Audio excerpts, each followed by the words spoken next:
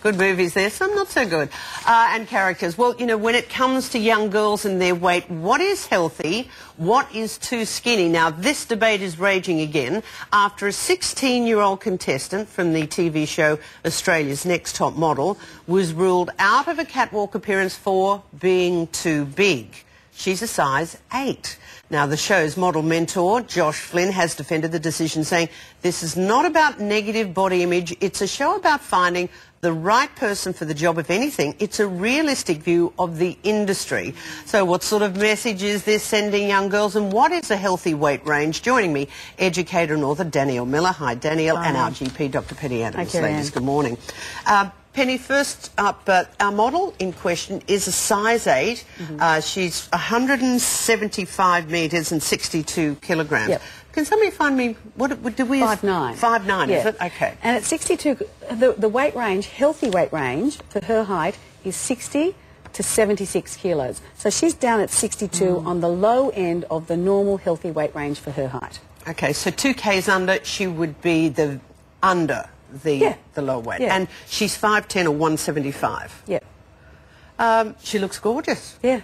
Looks fantastic. But you're size 8 as well. I was going to say, the samples that models wear are a size 8. I'm a size 8, and I'm on the lower end of the weight range, and I'm not bragging, it's just I've always been this size. And yet these models are this much taller than me, and they're supposed to wear my clothes. It is. When you first heard this, Dannielle, reaction?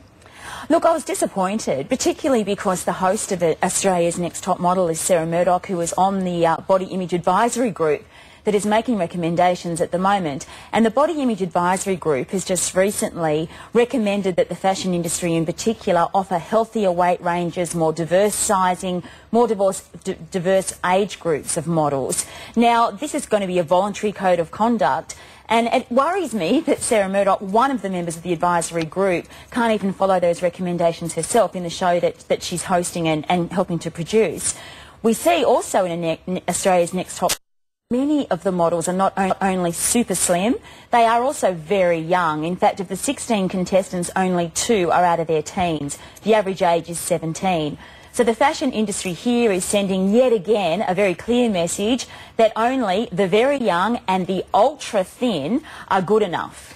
Isn't that the real world of catwalk modelling in Paris, Milan? Look, it may well be, but what we've seen is a backlash against that. And what we're saying, particularly in the Body Image Advisory Group recommendations, is that if we are serious about curbing eating disorders and body image dissatisfaction in our youth, we need to bring more diversity and more range to that, and a broader range. I don't think it's good enough anymore for us to sit back and go, well, it's the way it's always been. Can the National Advisory Board, they can sit there like just another bunch of bureaucrats and say, oh, we should be healthier and we shouldn't send this image out to girls. End of the day, they've got no control. It's about what the public will see, want and be impressed by. I don't believe that that's necessarily the case, though. At the moment, the public aren't given much else that they can respond to. And recently, I think we've reached a bit of a tipping point where we are seeing the public demand images that are more real. If you look at the success of some of the campaigns that have been anti-airbrushing and that have offered a diverse range, then that, I think, indicates we've had enough, and we don't want to see an incredibly narrow definition of beauty all the time. What's the downside, the negative side of someone like her, for instance, just that model losing more weight, emotionally and even physically? Well, physically, these girls, when they lose too much weight, they can lose their periods, which means no estrogen, which means they've got decreased bone mass and down the track osteoporosis. It affects osteoporosis at a young age. It affects growth hormone, it affects thyroid hormone. They can get heart arrhythmias, they can get anemia, they can have neurological problems.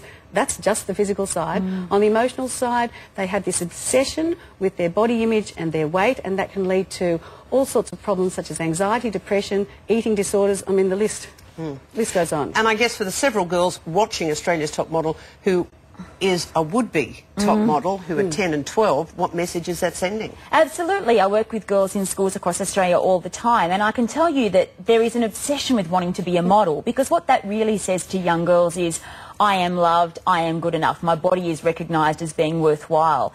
And when they see messages like that, it certainly does give them a clear message that they are not enough unless they thin down, get more product, and they're prepared to chop and change. Will the National Advisory Body make a statement about this, would you imagine? I would hope they would. I mean, it certainly is not an indication that we're moving in the right direction, is it?